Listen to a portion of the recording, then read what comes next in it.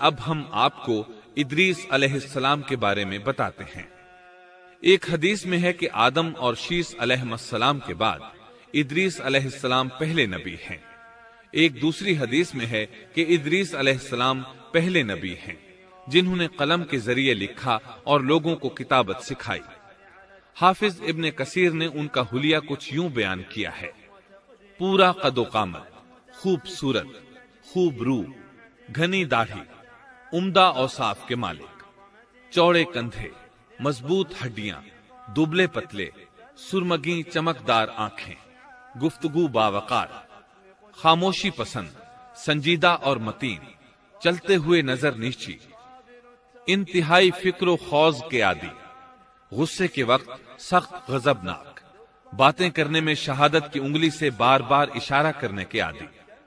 ادریس علیہ السلام شیس علیہ السلام کی شریعت پر عمل پیرا رہے، چونکہ ادریس علیہ السلام رسول بھی تھے، اس لیے اللہ کی طرف سے مستقل ان پر شریعت نازل ہوئی، جس کی تشریح و تفسیر کر کے لوگوں کو احکام الہی سے آگاہ فرماتے۔ ادریس علیہ السلام نے جب دیکھا کہ مفسدین ایمان والوں پر ظلم و زیادتی کر رہے ہیں، ان کا فساد بڑھتا جا رہا ہے اور سمجھانے کے باوجود یہ لوگ باز نہیں آ رہے، تو انہوں نے اپنے پیروکاروں کو جہاد کا حکم دیا۔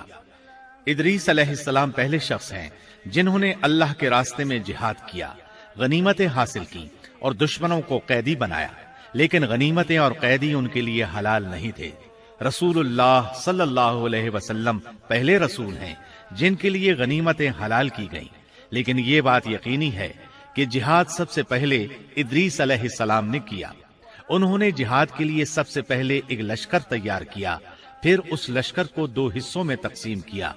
ایک حصہ پیادوں پر مشتمل تھا، دوسرا سواروں پر۔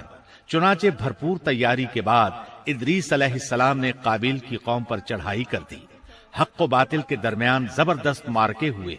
آخر کار ادریس علیہ السلام نے انہیں گھٹنے ٹیکنے پر مجبور کر دیا، ان کا بہت سا مال و اسباب لوٹ لیا اور لوگوں کو قیدی بنا لیا۔ اللہ تعالیٰ نے ان تمام باتوں کا ذکر نہیں فرمایا، بلکہ اللہ نے ان کی سیرت کے بارے میں اپنی کتاب قرآن مجید میں اشارتاً ذکر فرمایا ہے۔ مثلا سورہ مریم آیات 56 اور 57 میں ارشاد ہوتا ہے: وَاذْكُرْ فِي الْكِتَابِ إِدْرِيسَ إِنَّهُ كَانَ صِدِّيقًا نَبِيًّا وَرَفَعْنَاهُ مَكَانًا عَلِيًّا۔ اور اس کتاب میں ادریس کا بھی ذکر کر، وہ بھی نیک کردار نبی تھے، ہم نے انہیں بلند مقام پر اٹھایا۔ ان کے بلند مرتبے کے بارے میں بخاری اور مسلم میں حدیث موجود ہے کہ نبی کریم صلی اللہ علیہ وسلم نے فرمایا، میں نے معراج کی رات چوتھے آسمان پر ادریس علیہ السلام سے ملاقات کی، وہ چوتھے آسمان پر بلند مقام پر فائز تھے۔ ابن جریر نے ایک روایت بیان کی ہے، وہ روایت اس بات کی وضاحت کرتی ہے کہ اللہ تعالیٰ کے ارشاد وَرَفَعْنَاهُ مَكَانًا عَلِيًّا سے کیا مراد ہے، اس کا کیا مفہوم ہے؟ ابن جریر کے علاوہ دیگر بڑے بڑے مفسرین اور مورخین نے بھی اس روایت کو ذکر کیا ہے، لیکن اس کی کوئی صحیح سند نہیں مل سکی۔ وہ روایت یہ ہے: ابن ابی حاتم وغیرہ نے اس روایت کو ہلال بن یسار سے بیان کیا ہے۔ وہ کہتے ہیں، میری موجودگی میں ابن عباس رضی اللہ عنہما نے کعب رحمت اللہ علیہ سے پوچھا، کعب، ادریس علیہ السلام کے متعلق اللہ تعالیٰ کے اس قول وَرَفَعْنَاهُ مَكَانًا عَلِيًّا ہم نے انہیں بلند مقام پر اٹھا لیا کا کیا مطلب ہے؟ تو کعب رحمت اللہ علیہ نے جواب دیا، اللہ تعالیٰ نے ادریس علیہ السلام پر ایک مرتبہ یہ وحی نازل فرمائی، اے ادریس، تمام اہل دنیا جس قدر روزانہ نیک عمل کریں گے ان سب کے برابر میں تجھے ہر دن اجر دوں گا۔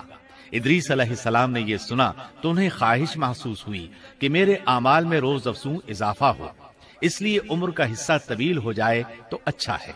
انہوں نے وحی الہی اور اپنے اس خیال کو ایک رفیق فرشتے پر ظاہر کر کے کہا، اس معاملے میں موت کے فرشتے سے گفتگو کرو تاکہ میں نیک اعمال کا زیادہ سے زیادہ وقت حاصل کر سکوں۔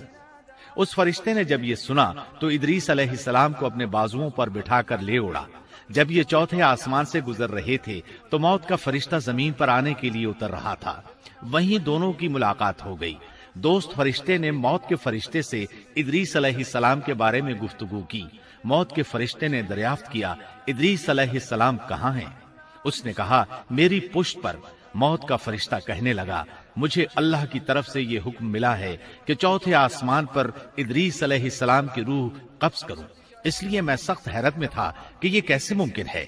इदरीस अलैहिस्सलाम तो जमीन पर हैं। चुनाचे मौत का फरिश्ता इदरीस अलैहिस्सलाम के पास आया, उनसे इजाजत तलब की और उनकी रूह कब्ज कर ली।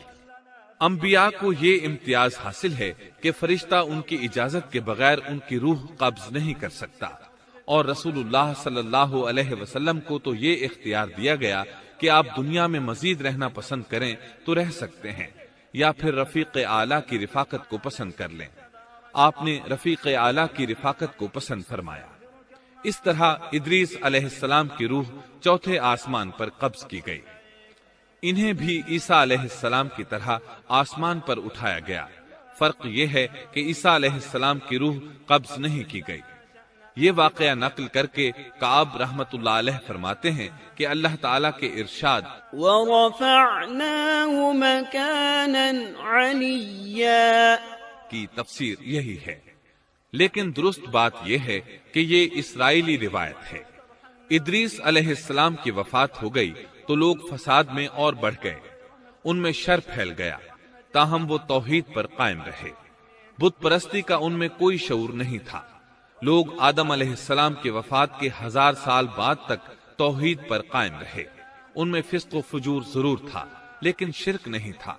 अल्लाह ताला के इस इरशाद कान अन्नासु उम्मतन वाहिदह, दरअसल लोग एक ही उम्मत थे, का यही मतलब है।